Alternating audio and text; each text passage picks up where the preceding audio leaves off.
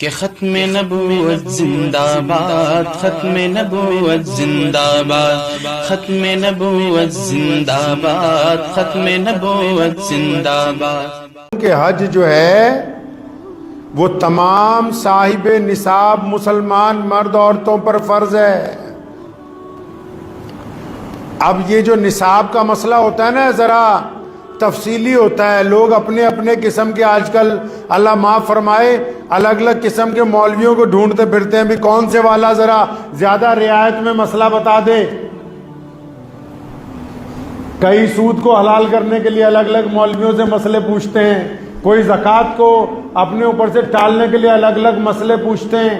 تو دیسی زبان میں پہلے آپ سمجھ لیجئے حج فرض ہے کس پر؟ آج کے دور میں بھارت میں رہنے والا کوئی مسلمان جس کے بینک اکاؤنٹ میں 7 سے 10 لاکھ روپیہ 1 سال 2 سال تک پڑا رہتا ہے، اس کے بعد اپنا گھر ہے، کاروبار ہے، بچوں کی شادی ہوئی یا نہیں ہوئی، اگر 7 لاکھ روپے سے زیادہ کھاتے میں پڑے ہیں اور اتنے پیسے ہیں کہ گھر والے 1 مہینہ روٹی کھا سکتے ہیں، اس کے باوجود بھی اگر وہ حج نہیں کرتا تو اس نے گناہ کیا ہے۔ محمد رسول اللہ صلی اللہ علیہ وسلم کا حکم ہے، صحیح بخاری کی حدیث ہے کہ جس نے حج فرض ہونے کے بعد بھی حج نہیں کیا وہ پھر یہودی ہو کے مرے یا نصرانی ہو کے مرے، یہ اس کے لیے سخت وعید ہے جو لوگ ہوتے ہوئے بھی حج نہیں کرتے ہیں۔ دیسی میں سمجھ لو، کہیں آپ کہو جی اتنے تولے چاندی، اتنے تولے سونا ہے، وہ یہ دیسی زبان میں آپ کو سمجھا رہا ہوں کہ اگر بینک میں پیسے پڑے ہیں، غیر ضروری پیسے جن کو آپ خرچ ہی نہیں کر رہے، 7 لاکھ سے زیادہ 5 لاکھ روپے حج کا سفر کے خرچہ چاہیے یا 6 لاکھ روپے چاہیے، بینک میں پیسے پڑے ہیں، گھر میں کھانا کھا رہے ہو، پیسے پڑے ہیں، دکان چلا رہے ہو، پیسے پڑے ہیں، گھر میں آرام سے مرغے ملین کھا رہے ہو، پیسے پڑے ہیں، شادیوں میں گھوم رہے ہو، اگر وہ پیسہ 1 سال سے دوسرے سال میں داخل ہو گیا اور آپ نے ایک بار بھی حج نہیں کیا تو پھر اب آپ گنہگار ہیں، کیونکہ آپ صاحب نصاب ہیں، آپ کے اوپر حج جو ہے وہ فرض ہو چکا ہے۔ عمرہ کرنے سے صرف کچھ نہیں ہوگا، اگر حج فرض ہو گیا تو پھر آپ کو حج کرنا پڑے گا۔ اور حج تو اللہ تبارک و تعالی اپنے پیارے بندوں کو جس کی طرف اللہ تعالیٰ 50 بار 70 بار محبت سے دیکھتا ہے ان کو بلاتا ہے۔ اللہ جن کی طرف محبت سے دیکھتے ہیں ان کو اپنے گھر تک بلاتے ہیں۔ آپ کن کو اپنے گھر بلاتے ہو بھائی؟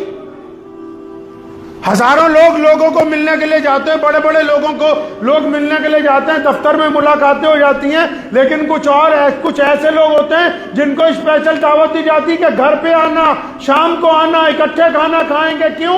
کیونکہ آپ کو ان سے محبت ہے۔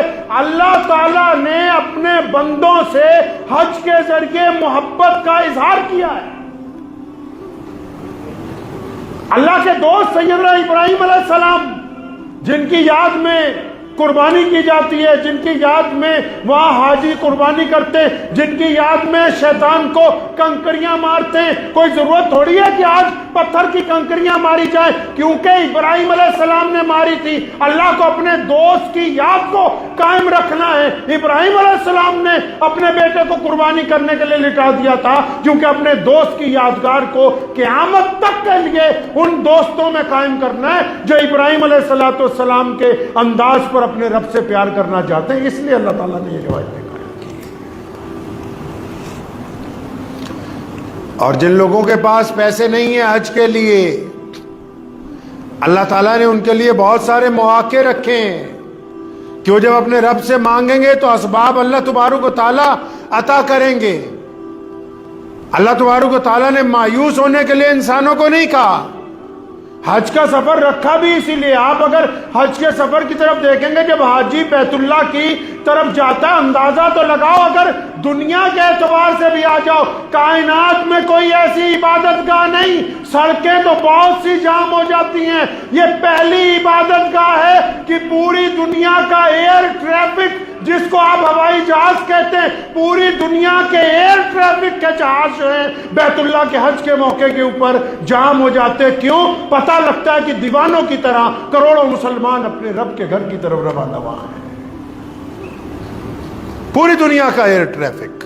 GS herbal wholesale Ayurvedic ادویات کا قابل اعتماد مرکز۔ تجارت کے خواہش مند حضرات کو ہم مکمل ٹریننگ دیتے ہیں۔ ہمارے ساتھ تجارت کر کے بھرپور پیسہ کمائیں۔ علماء کرام، حفاظ، ڈاکٹرز اور میڈیکل والوں کے لیے خصوصی رعایت۔ تفصیلات کے لیے ابھی رابطہ کریں۔